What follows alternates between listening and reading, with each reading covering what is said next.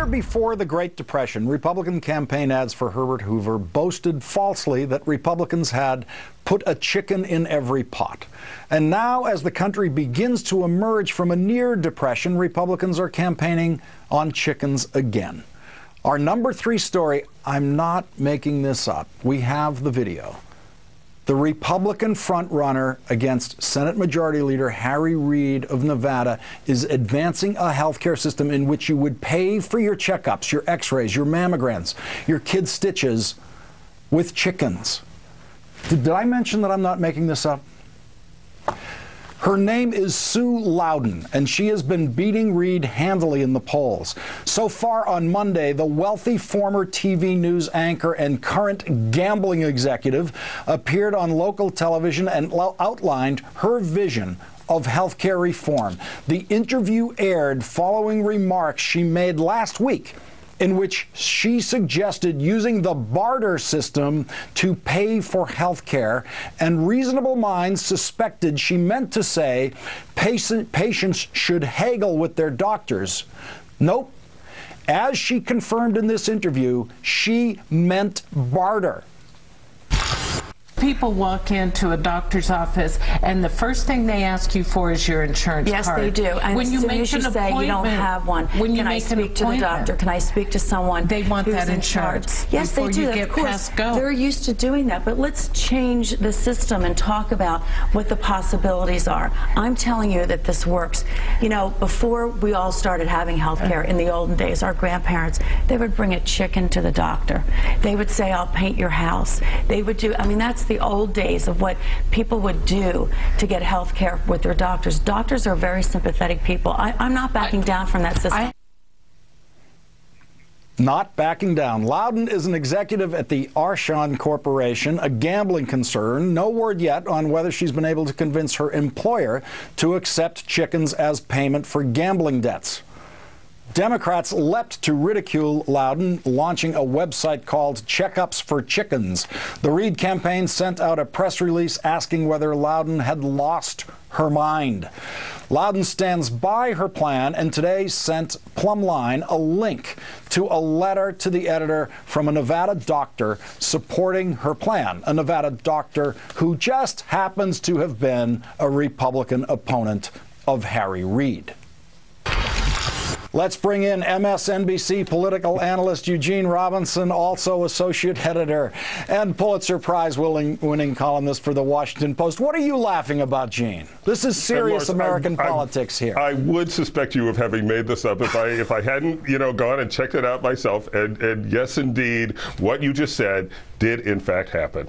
Now, should we take a moment to perhaps praise candidate Lowden for actually coming clean, in a sense, for letting us know that Republicans, or at least this Republican running for Senate, has actually no idea, no useful idea at all about what to do about health care costs, about how to help people afford an absolute necessity like this when they can't afford it?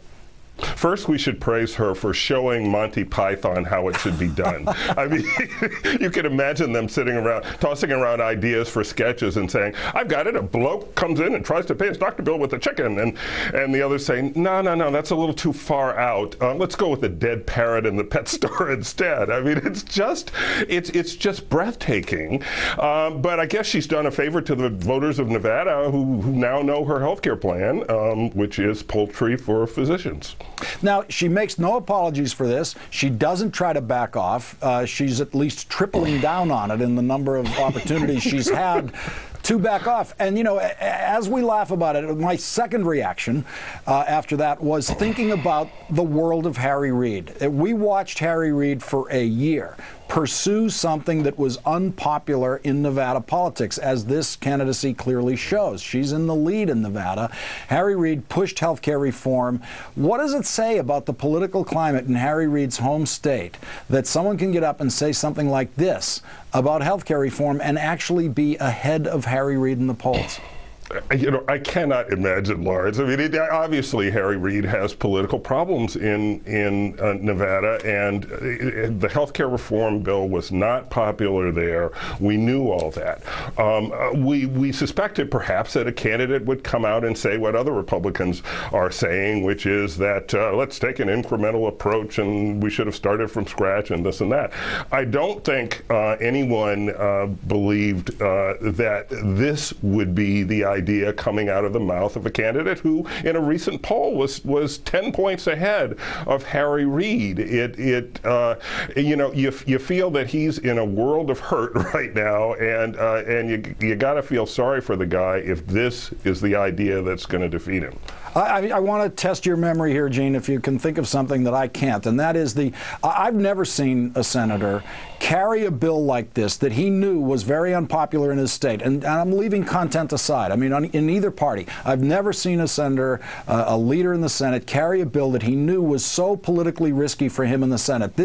What Harry Reid did, for me anyway, from where I was sitting, was the most extraordinary profile and courage I have seen a senator do in a chamber that is not known for political courage. Lawrence, I was thinking about that earlier, and I can't come up with a counterexample either. If he knew, and he must have known the way the political wind was blowing in his state, that it was this deeply unpopular, that you know, this sort of barnyard solution to health care reform would gain traction. It is extraordinary, and you have to look back at the health care fight and say, that was indeed a courageous thing to do. But you also have to wonder, what is to become of this great nation of ours, Lawrence, if someone who actually believes this is an idea for healthcare could possibly be elected to the U.S. Senate? Well, this comment may be the thing that gets Harry Reid back in the race. If Nevadans listen to this and realize what an idiotic thing this candidate is pushing, Harry Reid may still have a chance. Eugene Robinson, Pulitzer Prize-winning columnist for The Washington Post, thank you very much for joining us on this very peculiar story. Great to be here, Lawrence. Coming up.